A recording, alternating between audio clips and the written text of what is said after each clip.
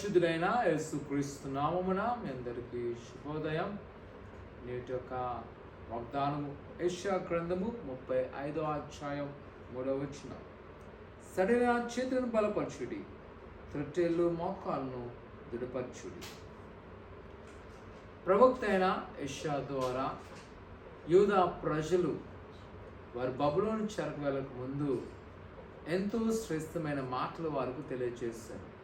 అందులో ఒక మాట, నేను మరలా మిమ్మల్ని బలపరచగలను.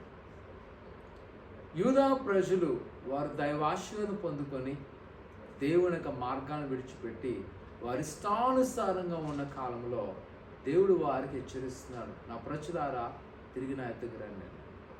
ఈ 35వ అధ్యాయ సందర్భం వచ్చినప్పుడు మరలా వారందరూ ఎక్కడ రాబోతున్నారంట? ఆనందంతో సియోనుకు రాబోతున్నారు. నిజమే ప్రియ కుమార కుమార్తె, ఈరోజు మన జీవితంలో ఈ లోకంలో ఎంత ప్రయాసపడినా మన మటుకు ఎంత తిరిగినా దానివల్ల ఎలాంటి ప్రయోజనం లేదు. కానీ ప్రభువైన యేసుక్రీస్తు ఎదుకు రావాల్సినది. అని అందుకే అంటున్నమాట, సరైన చేతులను బలపరచుడి, తొట్టెళ్ళు మోకాలను దృఢపరచుడి. ఇదిగో నేను మరలా మిమ్మల్ని కట్టబోతున్నాను. ఈరోజు ఉదయకాల సమయంలో నీ జీవితంలో నీకున్న శ్రమలు బట్టి నువ్వు భయపడుతున్నావా? నేను ఎన్నడూ ఇంకా ప్రయోజనకరంగా అవనని, లేదా నా జీవితంలో ఇంకెప్పుడు కూడా మంచి దినములు ఉండవని నువ్వు అనుకున్నావా? ప్రియకుమార కుమార్తె, మన దేవుడు సమర్థన దేవుడు. తొట్టెళ్ళ వారిని, బాధలో ఉన్న వారిని, దుఃఖంలో ఉన్న వారిని ఆయన బలపరచగల సమర్థులై ఉన్నాడు. ఆయన నీ పట్ల నా పట్ల ఒక ఆశీర్వాదం కుమ్మరిస్తున్నాడు. మనం చేయాల్సింది ఒకటే, ఆయన వైపు తిరిగి ఆయన మాటకు లోబడ్డాం.